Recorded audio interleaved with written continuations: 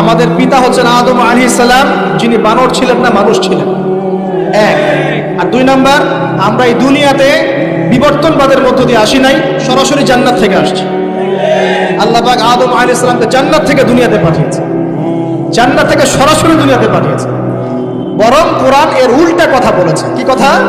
কোরআন সূরা বাকারায় বলছে একটা জাতি ছিল, তার নাম বনু ইসরাঈল। কি নাম? এই বনু ইসরাঈলের মধ্যে একটা দলকে আল্লাহ পাক বলেছিলেন শনিবারের দিনে মাছ ধরবে না। কি বলেছেন?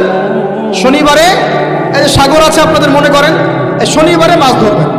তো বনু ইসরাঈল বেশি চালাক, অতি চালাক, যারা ওই যে প্যালেস্টাইন দখল করে বসে আছে, ওরা দাবি করে আর কি, আসলে এরা সত্যিকারের বনু ইসরাঈল নয়, এরা ইউরোপিয়ান জিউস, এরা কিন্তু সত্যিকারের বনু ইসরাঈল নয়।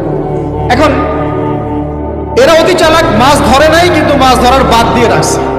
মাছ আসে, বাদ দিয়ে রাখি, পরে ধরো। এই পাপের কারণে, এই সীমা লঙ্ঘন করার কারণে সূরা বাকারা এবং সূরা আরাফে আল্লাহ পাক বলেছেন ওই মানুষগুলোকে আল্লাহ পাক বানর বানিয়ে দিয়েছে।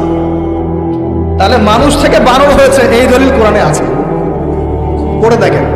মানুষ থেকে যে বানর হয়েছে এই দলিল কোরআনে আছে, সূরা বাকারায় আছে, সূরা আরাফের মধ্যে আছে। শনিবারের সীমা লঙ্ঘন করার কারণে এই অপরাধ, এই পরিণতি আল্লাহ পাক কিছু মানুষকে দিয়েছে।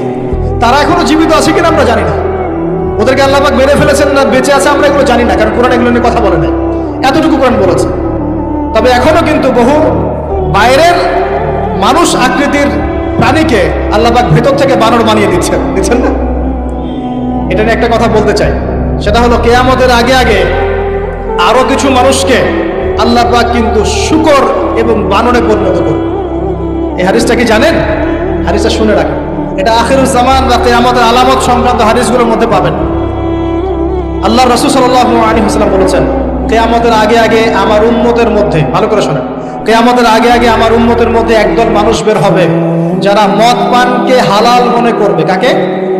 মদ পান করাকে হালাল মনে করবে। যারা বাদ্যযন্ত্র, গায়িকা, নায়িকা এগুলো নিয়ে নর্তকী নাচাবে রাতের বেলা, এগুলোকে হালাল মনে করবে। যারা অশ্লীলতা, বেহায়াপনাকে জায়েজ করে নিবে। ঠিক আছে, এরকম কয়েকটা পাপের কথা বলে নবীজি বলছেন একদিন সকালবেলা আল্লাহ পাক তাদেরকে ঘৃণিত বানরে পরিণত করবে। এটা হবে সামনে, কখন কিভাবে হবে আল্লাহ ভালো জানে।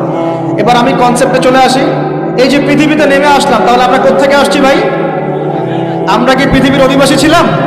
আমরা জান্নাতে ছিলাম, ওখান থেকে আল্লাহ পাক পাঠিয়েছে। এবার পৃথিবীতে এসে আদম আলাইহিস সালামের যুগে খুব একটা দুর্ঘটনা ঘটে নাই, একটা ঘটেছে। কয়টা? একটা।